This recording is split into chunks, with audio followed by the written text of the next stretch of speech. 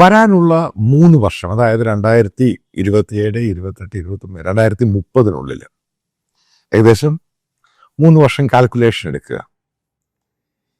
American product ഏകദേശം 500 billion America ഇന്ത്യയിലോട്ട് കയറ്റുമതി ചെയ്യും. അതായത് ഇന്ത്യ ഇറക്കുമതി ചെയ്യും.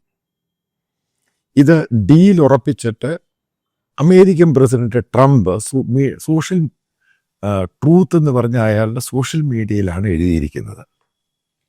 ഇന്ത്യ ഗവൺമെൻറ് അത് റിജക്റ്റും ചെയ്തിട്ടില്ല. ഇന്ത്യ ഗവൺമെൻറ്, അതായത് പ്രധാനമന്ത്രി മോദി, അതിനെ പോസിറ്റീവായിട്ടാണ് പറഞ്ഞിരിക്കുന്നത്. അപ്പം അടുത്ത ചോദ്യം, എന്താണ് ഈ 500 ബില്യൻ്റെ പ്രോഡക്റ്റ്? കാരണം ഇന്ത്യയെ സംബന്ധിച്ച് 500 ബില്യൺ എന്ന് പറഞ്ഞാൽ ഹ്യൂജാണ്. അമേരിക്കയെ സംബന്ധിച്ച് 500 ബില്യൺ ഒന്നുമല്ല, കാരണം ഹ്യൂജ് എക്കോണമിയാണ്. അപ്പം അടുത്ത ചോദ്യം, എന്താണ് ഈ സാധനം? അപ്പം ഇതുമായി ബന്ധപ്പെട്ട് നിങ്ങൾക്ക് ഓർമ്മയുണ്ടായിരിക്കും, റഷ്യൻ പ്രസിഡന്റ് വ്ളാദിമിർ പുടിൻ ഇന്ത്യയിൽ വന്ന സമയത്ത് ഇന്ത്യൻ മീഡിയയും പ്രത്യേകിച്ച് കേരളത്തിലെ യൂട്യൂബേഴ്സും മറ്റുള്ള ആളുകളുമൊക്കെ, സാറ്റലൈറ്റ് മീഡിയയൊക്കെ വളരെ ഭയങ്കരമായിട്ട് Russian president Vladimir Putin S-57, അതായത് അവരുടെ സുഖോയുടെ ലേറ്റസ്റ്റ് വേർഷൻ ഓഫ് എയർക്രാഫ്റ്റ് ഇന്ത്യയുമായിട്ട് ജോയിന്റ് വെഞ്ചറിൽ ഉണ്ടാക്കാൻ പോവുകയാണ്. ഇന്ത്യ അതിൻ്റെ ഒരു പാർട്ട്ണറാകാൻ പോവുകയാണ്. അതേപോലെ S-400 വരെ S-500 ഇന്ത്യയിൽ ഉണ്ടാക്കാൻ പോകുന്നു. ഈ സംഭവങ്ങളൊക്കെ വെച്ച് വലിയ വലിയ രീതിയിൽ വാചകമടിച്ച ആൾക്കാരിരുന്ന് കണ്ട ആവേശവും കൊണ്ടു. അന്ന് ഉള്ളവൻ ഞാൻ കൃത്യമായിട്ട് പറഞ്ഞു, ഇന്ത്യ ഏതെങ്കിലും ഫർദർ ഡിഫൻസിൻ്റെ എക്യുപ്മെൻറ്റ്സ് റഷ്യയിൽ നിന്നും വാങ്ങുവാണെങ്കിൽ ഇന്ത്യയും അമേരിക്കയും തമ്മിലുള്ള ഫർദർ സ്ട്രാറ്റജിക് ആയിട്ടുള്ള റിലേഷൻഷിപ്പ്, ട്രേഡ് റിലേഷൻഷിപ്പ് ഒരിക്കലും മുന്നോട്ട് പോകില്ല എന്ന് പറഞ്ഞു. അതിൻ്റെ കാരണം, ഹോവാർഡ് ലുപ്റ്റിക് എന്ന് പറഞ്ഞ അമേരിക്കൻ കോമേഴ്സ് സെക്രട്ടറി, അതായത് നമ്മുടെ പീയൂഷ് ഗോയലെ പോലെ അവിടുത്തെ മന്ത്രി, അയാൾ കൃത്യമായിട്ട് പറഞ്ഞു, ഇന്ത്യ ഫർദർ റഷ്യയുടെ കയ്യിൽ നിന്നും ഏതെങ്കിലും രീതിയിൽ ആയുധങ്ങൾ പുതിയതായിട്ട് വാങ്ങുകയാണെങ്കിൽ അമേരിക്കയുമായിട്ട് ട്രേഡ് ഉണ്ടാവുകയില്ല, സ്ട്രാറ്റജിക് ആയിട്ടുള്ള എല്ലാ ബന്ധവും നിലയ്ക്കും. അപ്പം അതിനെ കോട്ട് ചെയ്ത് ഞാനതിനെ പറ്റി പറഞ്ഞു. അപ്പം അയാൾ ഇങ്ങനെ പറയുന്നു, അമേരിക്കൻ അഡ്മിനിസ്ട്രേഷൻ്റെ റിപ്പബ്ലിക്കൻ പാർട്ടിയും വളരെ കൃത്യമായിട്ട് പറഞ്ഞു, ഫർദർ റഷ്യയുമായിട്ട് നിങ്ങൾ ഡീല് ചെയ്യാൻ പാടില്ല. ഓയിൽ മാത്രമല്ല, സ്ട്രാറ്റജിക് ആയിട്ടുള്ള മിലിറ്ററി എക്യുപ്മെന്റ്സ് പോലും റഷ്യയിൽ നിന്നും വാങ്ങാൻ പാടില്ല. അന്ന് ഞാൻ വീഡിയോയിൽ പറഞ്ഞു, ഇത് ഇന്ത്യൻ പ്രധാനമന്ത്രി റഷ്യൻ പ്രസിഡന്റിനെ ഇന്ത്യയിൽ കൊണ്ടുവന്നു, കാറിലിരുത്തി, അവർ ഒരുമിച്ച് യാത്ര ചെയ്തു, ചായയൊക്കെ കുടിച്ചു, പൊടിയൊക്കെ തട്ടി, വർത്തമാനമൊക്കെ പറഞ്ഞു വിട്ടുള്ളൂ. പുട്ടിൻ്റെ ഒരൊറ്റ പരിപാടി ഇന്ത്യയിൽ നടന്നില്ല. അവസാനം ഗവൺമെൻറ് ഓഫ് ഇന്ത്യ കംപ്ലീറ്റ് ആയിട്ട് കം ഡൗൺ ചെയ്തിട്ട് അമേരിക്കൻ ത്രട്ട് പൂർണ്ണമായിട്ടും റഷ്യൻ ഓയിൽ നിർത്താനും തീരുമാനിച്ചു. ഞാൻ അടുത്തതിലോട്ട് കിടക്കാം. ഞാനിതിൽ ഇന്ത്യ ഗവൺമെൻറ്റിനെ കുറ്റപ്പെടുത്തുകയൊന്നും അല്ല, ഞാൻ നിങ്ങളോട് യഥാർത്ഥം പറയുകയാണ്. ഇന്ത്യയുടെ ദേശീയത തന്നെ വെച്ചുകൊണ്ട് യഥാർത്ഥം പറയുകയാണ്. ഇന്ത്യക്ക് ചില മേഖലയിൽ, ചില അമേരിക്ക എന്ന് പറഞ്ഞ രാജ്യത്തെ അവർ പറഞ്ഞതിനെ തള്ളിക്കളയാൻ പറ്റത്തില്ല. അതതിൻ്റെ കാര്യം. കാരണം നമ്മൾ അത്ര വലിയ രാജ്യവും അത്ര വലിയ ടെക്നോളജിയും അത്ര വലിയ മിലിറ്ററി മൈറ്റിയും ഒന്നും അല്ല. അതാണ് അതിൻ്റെ കാരണം. കാരണം നമുക്ക് എപ്പോഴും ഒരു സപ്പോർട്ട് ബേസ് വേണം. അപ്പം എന്തുകൊണ്ടാണ് ഈ 500 ബില്യൺ, അതിലോട്ടാണ് ഞാൻ കിടക്കുന്നത്. അതായത് ഞാൻ അന്ന് കൃത്യമായിട്ട് പറഞ്ഞു, ഈ പല സാറ്റലൈറ്റ് മീഡിയ യൂട്യൂബേഴ്സ് ഇവർക്കൊന്നും ബേസിക്കലി ഇവർക്കൊന്നും ഡെപ്തായിട്ട് കാര്യങ്ങൾ അറിയത്തില്ല. കാരണം ഞാൻ നാഷണൽ ജേർണലിസം ചെയ്യുന്ന ഒരാളാണ്. ഈ പറയുന്ന ഡിഫൻസിൻ്റെ ഒഫീഷ്യൽസിനെയൊക്കെ പേഴ്സണലായിട്ടോ അല്ലാതെയൊക്കെ കാണുകയും ചെയ്യുന്ന ആൾ. അപ്പം ഇവരുടെയൊക്കെ റിവ്യൂസും പരിപാടിയൊക്കെ അനുസരിച്ച് ഇന്ത്യൻ പ്രധാനമന്ത്രിയും ഇന്ത്യൻ അഡ്മിനിസ്ട്രേഷനും മൂവ് ചെയ്യാൻ പറ്റത്തുള്ളൂ. അതതിൻ്റെ കാര്യം. കാരണം ഒരു സ്ഥലത്ത് നിൽക്കുന്നൊരു ഇഷ്യൂ ഉണ്ട്, ഗാൽവൻ, അതായത് ചൈനയുടെ പൊട്ടൻഷ്യൽ ത്രെട്ട്. പിന്നീട് ഓപ്പറേഷൻ സിന്ദൂറിൽ പാകിസ്ഥാൻ കൊണ്ടുവന്ന J-10 എന്ന് പറഞ്ഞ എയർക്രാഫ്റ്റ്, അതായത് 4th ജനറേഷൻ എയർക്രാഫ്റ്റ്, ചൈനയുമായിട്ട് ജോയിൻ്റ് ആയിട്ട് വികസിപ്പിച്ച J-17 എന്ന് പറഞ്ഞ എയർക്രാഫ്റ്റ്, ഇതിൻ്റെ പലത് മോഡലും പലയിടത്തു നിന്നും കോപ്പി അടിച്ചതാണ്. അപ്പോൾ അത് ഒരു ഭാഗത്ത് ഗാൽവനിലെ ചൈന അതിനെപ്പറ്റി മുകുന്ദ് നവരനെ, അതായത് ഇന്ത്യയുടെ ഫോർമർ ആർമി ചീഫ്, അദ്ദേഹത്തിൻ്റെ പുസ്തകം വരാൻ പോവുകയാണ്. അതിനകത്ത് കൃത്യമായിട്ട് ചില കാര്യങ്ങൾ പറയുന്നുണ്ട്. അതായത് ഞാൻ വളരെ എളിമയോടൊരു കാര്യം പറയാം. നമുക്ക് ചൈനയെ ഇപ്പോഴത്തെ ഒരു കപ്പാസിറ്റിയിൽ ചലഞ്ച് ചെയ്യാൻ പറ്റത്തില്ല. നിങ്ങൾക്ക് ആദ്യം ചൈനയെ പറ്റി പഠിക്കുക. അവിടെ ഒരു വാറ് ഗാൽവനിലോ ലഡാക്കിലോ ഈ പറയുന്ന അവിടെ ഒരു വാറ് പൊട്ടി പുറപ്പെട്ടിരുന്നുവെങ്കിൽ ഞാൻ വളരെ കൃത്യമായിട്ട് പറയാം, ചൈന ഇന്ത്യയെ നശിപ്പിച്ചേനെ. ചൈന വളരെ വളരെ മുമ്പിലാണ് ഡിഫൻസിൻ്റെ എല്ലാ മേഖലയിലും. ടെക്നോളജി മേഖലയിൽ അമേരിക്കയുമായിട്ട് കടപിടിച്ച് നിൽക്കുന്ന ഒരു രാജ്യമാണ് ചൈന. അപ്പം അതിൻ്റെ ഒരു നെയ്ബർ, നമ്മൾ സ്ഥിരം ഡിസ്പ്യൂട്ടിൽ നിന്നും അവരുമായിട്ട് ലോഹ്യത്തിൽ പോകുന്നതാണ് നല്ലത് പല കാര്യങ്ങളിലും. കാരണം ഒരു കാര്യം ഞാൻ പറയാം, ചൈന എന്ന് പറഞ്ഞ നെയ്ബറിനെ നമുക്കൊരിക്കലും വിശ്വസിക്കാൻ പറ്റില്ല. അത്ര വൃത്തികെട്ട ഒരു രാജ്യമാണ്. നമ്മുടെ പല മേഖലയും ഇന്നും ചൈനയുടെ കയ്യിലാണ്. ഗാൽവിൻ ഇഷ്യൂവിനെ പറ്റിയും ഇന്ത്യൻ ആർമിയുടെ പഴയ ചീഫിനെ പറ്റിയുള്ള വീഡിയോ ഞാൻ അടുത്ത വട്ടം ചെയ്യാം. ഇത് പറയാനുണ്ടായ കാരണം ഇതൊക്കെ അന്നേ റിവ്യൂലുണ്ടായി. അതേപോലെ തന്നെ എങ്ങനെയാണ് പാകിസ്ഥാൻ, ചൈനയുടെ പ്രോക്സിയായ പാകിസ്ഥാൻ ഇന്ത്യക്കെതിരെ നടത്തിയ ആക്രമണം ഇന്ത്യ എങ്ങനെയാണ് തിരിച്ചടിച്ചത്. ഇപ്പം ഇതിനെപ്പറ്റി റിവ്യൂ ഉണ്ടായി കൃത്യമായിട്ട്. ഇന്ത്യയുടെ പട്ടാളത്തിൻ്റെ തലവന്മാരും ഇന്ത്യയുടെ പൊളിറ്റിക്കൽ ലീഡർഷിപ്പും, പ്രത്യേകിച്ച് BJP ദേശീയതയിൽ നിൽക്കുന്നവരാണ്. അവർക്കിതിൻ്റെ വരും വരാഴികൾ ശരിക്കും അറിയാം. ഇത് തമാശയൊന്നുമല്ല ഗെയിം. അല്ലാതെ ഫ്രാൻസിൻ്റെ ഒരു റഫേൽ മേടിച്ചിട്ട് തീരാവുന്ന ഗെയിമൊന്നുമല്ല ഇത്. ഇതൊരു വലിയ സംഭവമാണ് അവർ നടത്തിക്കൊണ്ടിരിക്കുന്ന. ഒരു ഭാഗത്തുനിന്ന് ബംഗ്ലാദേശും, മറ്റൊരു ഭാഗത്തുനിന്ന് പാകിസ്ഥാനും, മറ്റൊരു ഭാഗത്തുനിന്ന് ചൈന. ഇത് ഗവൺമെൻറ് ഓഫ് ഇന്ത്യ വളരെ സീരിയസ് ആയിട്ടാണ് നോക്കിക്കാണുന്നത്. അതിൻ്റെ പേരിൽ തന്നെയാണ് ഈ 500 ബില്യൻ്റെ ഡീലിനകത്ത് അതിനകത്ത് കിടക്കുന്ന ഒരു സംഭവമുണ്ട്. എന്താണ് ഇന്ത്യ വാങ്ങാൻ പോകുന്നത് മനസ്സിലാക്കുക. ഫ്രാൻസിൻ്റെ റഫേലിനെ കൊണ്ട് ഈ പറയുന്ന ചൈനയുടെയും പാകിസ്ഥാൻ്റെയും ഈ എയർ വാർഫെയർ അതിനെ പിടിച്ചു നിൽക്കാൻ പറ്റത്തില്ല. ഇന്ത്യക്ക് അത്യാധുനിക എയർക്രാഫ്റ്റ് വേണം, അതായത് F-35. അത് ഗ്ലോബലി പ്രൂവൺ സാധനമാണ്. അത് വാങ്ങാൻ ഹ്യൂജായിട്ടുള്ള പണം വേണം, അതിന് മെയിൻ്റനൻസ് കോസ്റ്റ് വേണം. പക്ഷേ ഇന്ന് ഇന്ത്യക്ക് അത് വാങ്ങിയേ മതിയാവത്തുള്ളൂ. അതിൻ്റെ പല രീതിയിലുള്ള ചർച്ചകൾ നടക്കുന്നുണ്ട്.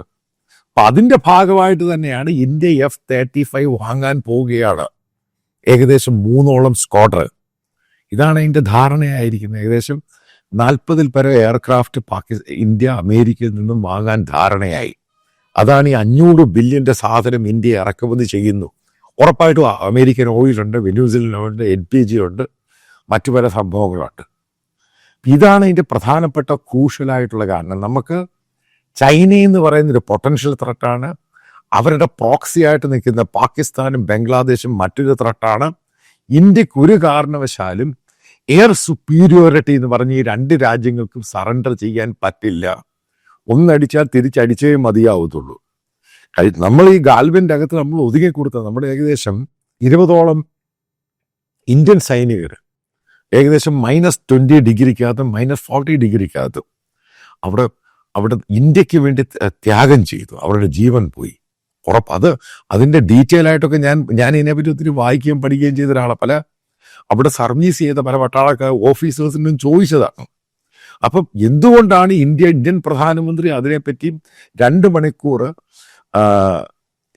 ഇന്ത്യയുടെ നോർത്തേൺ കമാൻഡ് YB ജോഷി അദ്ദേഹം ഇന്ത്യൻ ആർമി ചീഫിനോട് പറയുന്നു, ബിപിൻ റാവത്തിനോട് പറയുന്നു, 4 സ്റ്റാർ ജനറലിനോട് പറയുന്നു. എന്നിട്ട് എന്തുകൊണ്ടാണ് ഇന്ത്യൻ പ്രധാനമന്ത്രി ഇന്ത്യൻ ഡിഫൻസ് മിനിസ്റ്ററും 2 മണിക്കൂർ നിശ്ചലമായി? കാരണം നമുക്ക് അവരോട് പെട്ടെന്നൊരു ഫൈറ്റിന് പോകാൻ പറ്റത്തില്ല. അതാണ് അതിൻ്റെ കാര്യം. അപ്പം അവർ പിന്നെ പാകിസ്ഥാനെ ഉപയോഗിക്കുന്നു. ഈ പഹൽഗാം ഇഷ്യൂ, ഈ സംഭവങ്ങളുടെയൊക്കെ ഇതിൻ്റെ അകത്ത് കിടക്കുന്ന പല സംഭവങ്ങളുണ്ട്. അതായത് ചൈനയ്ക്കൊരു സുപ്പീരിയോറിറ്റി ഉണ്ടാക്കി അവരുടെ സാധനങ്ങൾ ടെസ്റ്റ് ചെയ്യാനുള്ള ഏറിയ ഉണ്ടാക്കണം. നിങ്ങൾ മനസ്സിലാക്കേണ്ടതാണ്, ചൈനയുടെ കയ്യിൽ 5th ജനറേഷൻ എയർക്രാഫ്റ്റ് ഉണ്ട്. അതായത് J-17. J-17, JF അല്ല, J-17. ഈ J-10 കഴിഞ്ഞു J-10 എന്ന് പറഞ്ഞത് 4.5 ജനറേഷൻ എയർക്രാഫ്റ്റ് ആണ്. അപ്പം അതിനെ കോമ്പറ്റ് ചെയ്യുന്ന രീതിയിൽ എങ്ങനെ പോകണം? കാരണം അവർ ഓൾറെഡി ഡിക്ലെയർ ചെയ്ത് കഴിഞ്ഞു അതവർ പാകിസ്ഥാന് കൊടുക്കാൻ പോവുകയാണ് ചീപ്പ് വിലയ്ക്ക്. കാരണം പാകിസ്ഥാന് കൊടുത്ത് അവരെ കൊണ്ട് ഇന്ത്യയോട് ഉപയോഗിപ്പിക്കുക. ഇതാണ് പൊട്ടൻഷ്യലായിട്ടുള്ള ത്രെട്ട് തന്നെയാണ് ഈ സംഭവം. ഇത് കൊച്ചു പിള്ളേരുടെ ഗെയിമൊന്നുമല്ല ഇത്. മിലിറ്ററി മൈറ്റി പവറായി ഇന്ത്യ ഏതെങ്കിലും രീതിയിൽ അറ്റാക്ക് ചെയ്ത് പ്രകോപനമുണ്ടാക്കുക. ചില കാര്യങ്ങളൊക്കെ ഇന്ത്യൻ ലീഡർഷിപ്പിനും മനസ്സിലായി തുടങ്ങി. ഈ സംഭവത്തിൽ എടുത്തു ചാടരുത്. കാരണം നമ്മൾ വെൽ പ്രിപ്പയർഡ് ആയിരിക്കണം. പല കാര്യത്തിൽ അതിന് സമയമെടുക്കും. അതിന് നമുക്ക് മോഡേണൈസ്ഡ് ആയിട്ടുള്ള എക്യുപ്മെന്റ്സ് വേണം. ഓപ്പറേഷൻ സിന്ധുവിന് ശേഷം നിങ്ങൾ നോക്കുക, നമ്മൾ എവിടുന്നൊക്കെയാണ് അത്യാധുനികമായ എക്യുപ്മെന്റ്സ് വാങ്ങിയിരിക്കുന്നത്. അമേരിക്കയിൽ നിന്ന് പെട്ടെന്ന് സാധനങ്ങൾ ഇഷ്ടം പോലെ വാങ്ങുന്നു, ലണ്ടനിൽ നിന്നും വാങ്ങുന്നു. സ്റ്റാർബറിൻ്റെ പ്രധാനമായിട്ടും സ്കാൽപ്പ് എന്ന് പറയുന്ന എയർ ടു എയർ മിസൈലും സർഫേസ് ടു എയർ മിസൈലും വാങ്ങുന്നു. എന്തിനാണ് ജർമ്മനിയുമായിട്ട് കരാർ ഒപ്പുവെച്ചത്? ഫെഡറിക് മാസ് വന്നു കഴിഞ്ഞപ്പോൾ സബ്മറൈൻ. കാരണം പാകിസ്ഥാന് ഈ പറയുന്ന ചൈന ലേറ്റസ്റ്റ് ആയിട്ടുള്ള സബ്മറൈൻ കൊടുത്തു, അവർ ഉപയോഗിക്കാത്ത കാരണം ഉപയോഗിച്ച് എക്സ്പീരിയൻസ്ഡ് ആയിട്ടുള്ള അതും ലേറ്റസ്റ്റ് തന്നെയാണത് അപ്ഡേറ്റ് ചെയ്ത് കൊടുത്തു. അതേപോലെ തന്നെ ഇന്ത്യക്ക് അതിനെ കോമ്പറ്റ് ചെയ്യണം. കാരണം നാഷണൽ സെക്യൂരിറ്റി വലിയ ഇഷ്യൂ ആയിട്ട് മാറി ഈ ചൈനീസ് ഇഷ്യൂയും ഈ പാകിസ്ഥാൻ ഇഷ്യൂ. അതിൻ്റെ ഭാഗമായിട്ടാണ് മോഡേണൈസ് ചെയ്യാൻ ഇന്ത്യയും തീരുമാനിച്ചിരിക്കുന്നത്. അപ്പം ഇന്ന് ഗ്ലോബലായിട്ട് ഏറ്റവും അവൈലബിൾ ആയിട്ടുള്ള സാധനം ഈ പറയുന്ന F-35 ആണ്. അപ്പം നിങ്ങൾ ചോദിക്കാം റഫേൽ എന്ന് പറയുന്നത് ആദ്യം മനസ്സിലാക്കേണ്ടത് ഫ്രഞ്ച് എയർക്രാഫ്റ്റ് എന്ന് പറഞ്ഞ് നമ്മുടെ MiG-21 റീപ്ലേസ് ചെയ്യാൻ വേണ്ടി മേടിച്ചിരിക്കുന്നത്. അപ്പോൾ ചോദിക്കാം, ഈ പറയുന്ന മിറാഷ് 2000 അതും ഏജ്ഡായി, അതിനെ ഇപ്പോൾ റീപ്ലേസ് ചെയ്യണം. അപ്പം അതിൻ്റെ ഭാഗമായിട്ടാണ് ഇന്ത്യ ഏകദേശം 114, നേരത്തെ 40 വാങ്ങിയിട്ടുണ്ട്. ആ ബേസ് എയർക്രാഫ്റ്റിനെ, അതായത് ഫൈറ്റർ എയർക്രാഫ്റ്റിനെ റീപ്ലേസ് ചെയ്യാനാണ് റഫേൽ വാങ്ങിയിരിക്കുന്നത്. ഹൈ എൻഡിന് വേണ്ടി മേടിക്കുന്നതാണ് F-35. കാരണം F-35 പൂവൺ ട്രാക്കാണ്. ഈ പറയുന്ന റഫേൽ പൂവൺ ട്രാക്ക് അല്ല. രണ്ടും വ്യത്യാസമുണ്ട്. കാരണം F-35 എന്ന് പറയുന്ന സാധനം ഇസ്രായേൽ ഉപയോഗിച്ചിട്ട് കാണിച്ചു കൊടുത്ത് എങ്ങനെയൊക്കെ ചെയ്യാൻ കഴിയും, അതിൻ്റെ ഗ്ലിച്ചസും മാറ്റി കൊടുത്തു. ഇതിൻ്റെ ബിഹൈൻഡ് ദ സീൻ മറ്റൊരു ഡീൽ നടക്കുന്നുണ്ട്. അതായത് ഇന്ത്യ, അമേരിക്ക, ഇസ്രായേൽ. കാരണം അവരൊരു ജോയിൻ്റ് ആയിട്ടൊരു സംഭവത്തിലോട്ട് പോവുകയാണ്. അതായത് ഗ്ലോബലായിട്ട്. അതായത് അമേരിക്കൻ ഇസ്രായേൽ ടെക്നോളജിയിൽ എക്യുപ്മെൻസും ബോംബ്സും സാധനങ്ങൾ ഇന്ത്യയിൽ ഉണ്ടാക്കും. ഇതിൻ്റെ ഒരു മൂന്നാമത്തെ റൗണ്ട് ഡിസ്കഷൻ നടന്നുകൊണ്ടിരിക്കുകയാണ്. അതിന് ഇസ്രായേലി പ്രധാനമന്ത്രിയാണ് ഇനിഷ്യേറ്റീവ് എടുത്തിരിക്കുന്നത്. അതിന് ഇന്ത്യൻ പ്രധാനമന്ത്രി, ഇസ്രായേലി പ്രധാനമന്ത്രി, അമേരിക്കൻ പ്രസിഡന്റ് ഇതുമായിട്ട് നിർണായക ചർച്ച നടത്താൻ പോവുകയാണ്. കാരണം അമേരിക്കൻ ടെക്നോളജിയും ഇസ്രായേലി ടെക്നോളജിയും ജോയിൻ്റ് ആയിട്ട് വന്ന് അത് ഇന്ത്യയിലുണ്ടായി. ചിലപ്പം ഈ പറയുന്ന ഇസ്രായേലും ഇന്ത്യയും തമ്മിൽ ജോയിൻ്റ് ആയിട്ട് എയർക്രാഫ്റ്റ് വരെ ഉണ്ടാക്കാൻ സാധ്യതയുണ്ട്. തള്ളിക്കളയാൻ പറ്റത്തില്ല. കാരണം അതിൻ്റെ ഒരു മൂവ്മെൻറ്റ് നടക്കുകയാണ്. കാരണം ചൈന ഇന്ത്യക്കൊരു പൊട്ടൻഷ്യൽ ത്രെട്ടാണ്. അതിനെ സപ്പോർട്ട് ചെയ്യുന്ന രീതിയിൽ അമേരിക്ക കൂടെ നിൽക്കാം. കോഡ് നിങ്ങൾക്കറിയാം. അപ്പം അതിൻ്റെ കോഡിൻ്റെ രണ്ടാമത്തെ സ്റ്റേജിലോട്ടാണ് ഈ പറയുന്ന ഈ 3 രാജ്യങ്ങളും തമ്മിലുള്ള ഒരു ഫോറത്തിലോട്ട് വരികയാണ് കാര്യങ്ങൾ. കാരണം ഇതിൻ്റെ ഫർദറിൻ്റെ ആദ്യത്തെ ഫസ്റ്റ് ഫേസ് എന്ന നിലയിലാണ് F-35 ഇന്ത്യ വാങ്ങുന്നത്. പിന്നെ കോഡിൻ്റെ മീറ്റിംഗ് വീണ്ടും റിവ്യൂ ചെയ്യാൻ പോവുകയാണ്, വീണ്ടും ഉണ്ടാകാൻ പോകും. ഇതൊക്കെ ബിഹൈൻഡ് ദ സീനിലാണ് ഈ സംഭവങ്ങളുടെ ടോക്സ് ഒക്കെ. പല അമേരിക്കൻ ഡിപ്ലോമാറ്റ്സ് അവർ തന്നെ പറയുന്ന കാര്യങ്ങളാണ് അമേരിക്കൻ മീഡിയയിലൊക്കെ ചെറുതായിട്ട് വരാൻ തുടങ്ങി, ചില വ്ലോഗിലും ഒക്കെ. അപ്പം ഒരു കാര്യം പറയാം, അതായത് എൻഡ് ഓഫ് ദ ഡേ ഈ സംഭവങ്ങളൊക്കെ കാണുമ്പോൾ മനസ്സിലാകുന്നൊരു തിയറിയുണ്ട്. ഇന്ത്യ ഇനിയും റഷ്യയിൽ നിന്നും മിലിറ്ററി ഹാർഡ്വെയർ എക്യുപ്മെൻറ്റ്സ് വാങ്ങില്ല. അമേരിക്കൻ എക്കോസിസ്റ്റം, ഇസ്രായേലി എക്കോസിസ്റ്റം ആണ് ഇന്ത്യയിൽ ഉണ്ടാക്കാൻ പോകുന്നത്. അതുമായിട്ട് ജെല്ല് ചെയ്ത് ഇന്ത്യൻ ഡിഫൻസ് സിസ്റ്റം മുന്നോട്ട് പോകണം. അതിന് ഇസ്രായേലിൻ്റെ, അമേരിക്കയുടെ സഹായം ഉണ്ടാകും. കാരണം അതായത് ഫേസ് ഔട്ട് ചെയ്തിട്ട് ഈ റഷ്യൻ സാധനങ്ങൾ നിർത്തുക, ലേറ്റസ്റ്റ് ടെക്നോളജി, അപ്ഗ്രേഡ് ടെക്നോളജിയിലും ഇന്ത്യൻ സാധനങ്ങൾ, അത് ഇന്ത്യൻ എക്യുപ്മെൻറ്റ്സും ഡിഫൻസും മാറുക. കാരണം ട്രാൻസ്ഫോം ചെയ്താലേ അമേരിക്ക ഉദ്ദേശിക്കുന്ന രീതിയിൽ ഈ ചൈനയെ കൗണ്ടർ ചെയ്യാൻ പറ്റത്തുള്ളൂ. ഇതാണ് അതിൻ്റെ ഉദ്ദേശം. അമേരിക്ക വെറുതെ ഒന്നും ചെയ്തു വരുന്നതല്ല, അവർക്ക് ചൈനയെ കൗണ്ടർ ചെയ്യണം. അതിന് പറ്റിയ രാജ്യം ഇന്ത്യയാണ്. ഇപ്പോഴാണ് ഇന്ത്യൻ അഡ്മിനിസ്ട്രേഷൻ, അതായത് മോദി ഗവൺമെൻറ്റിനും വ്യക്തമായിട്ട് പല കാര്യങ്ങളും പിടികിട്ടിയത്. അമേരിക്കയുടെ കൂടെ നിൽക്കണം, എന്നാൽ മാത്രമേ ചൈനയെ കൗണ്ടർ ചെയ്യാൻ പറ്റത്തുള്ളൂ. അല്ലെങ്കിൽ ചൈന പല രാജ്യങ്ങളെ ഉപയോഗിച്ച്, അവർ പല പ്രോക്സീസിനെ ഉപയോഗിച്ച് ഇന്ത്യയെ ക്ഷീണിപ്പിക്കാൻ ശ്രമിക്കും. അതിൻ്റെ ഏറ്റവും വലിയ തെളിവാണ് പാകിസ്ഥാൻ. അതായത് ഫാൽഗാം ആണെങ്കിലും അതേപോലെ ബംഗ്ലാദേശിൽ നടന്ന ഇഷ്യൂ. ഒരു കാര്യം കൂടെ പറയാം, ഇനി ബംഗ്ലാദേശിൽ ഏതെങ്കിലും ഇന്ത്യക്കാരന് പ്രശ്നങ്ങൾ ഉണ്ടാവുകയോ കൊല്ലപ്പെടുകയോ ഈ പറയുന്ന ലിഞ്ചിങ് വല്ലോണ്ട് അമേരിക്കൻ പ്രസിഡന്റ് ശക്തമായിട്ട് കയറി ഇടപെടും. ഇനി പാകിസ്ഥാനിലെ അമേരിക്കൻ പ്രസിഡന്റ് കയറി ഇടപെടും.